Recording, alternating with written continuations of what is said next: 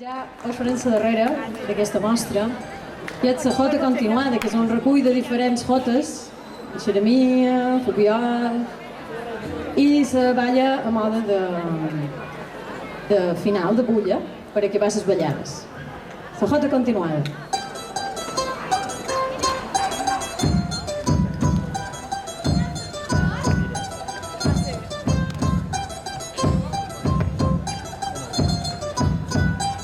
Dansa!